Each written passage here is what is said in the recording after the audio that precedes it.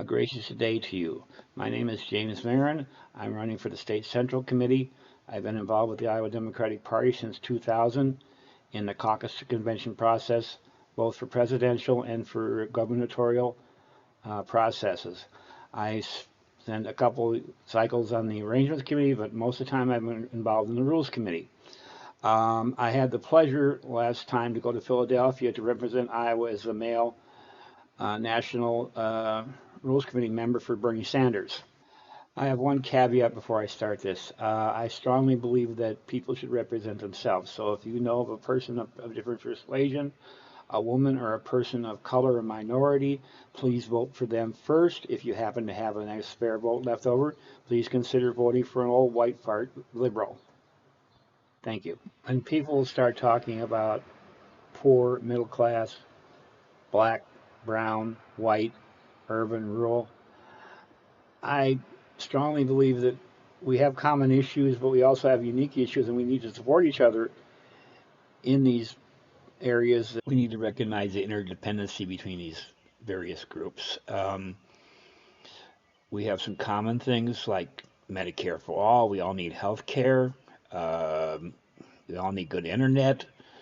There's ways of getting the internet to homes in the urban and rural areas through the electric wires. And you can use relay points to maybe on telephone poles or say windmills out in the fields, so that you go to the park, you can get your internet. You're a farmer, you're out in the field, and you need to hook up your truck or your combine or your trailer to the tractor trailer to the internet. So it's there, it's available, and it's reasonably priced.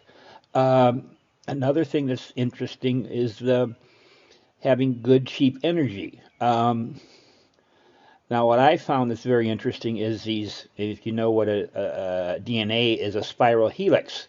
There's windmills shaped as a spiral helix.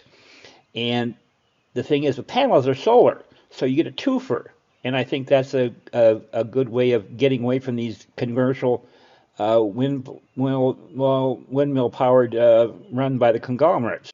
What I'm going to talk about next is back in the day. This was way before my time, but this is like the 20s, 30s, and 40s.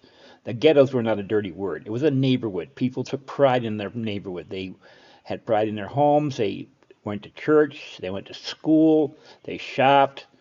They worked in their neighborhood. And neighborhoods, I think we need to do more to build up our neighborhoods and shop in our neighborhoods, but also walk across the block and help your neighbor too, you know? Just a small piece about interdependence. The farms. There's sustainability farms where they take the polluted water, use it to fertilize their land, and then they take the sludge and build up the soil, and that helps with flooding because clay doesn't soak up water, dirt does. Eventually, you know, you can stop doing that, and you could let the soil be used for organic growing. So I see this as a win-win because they're going to, rebuild the soil, help with flooding, clean the water.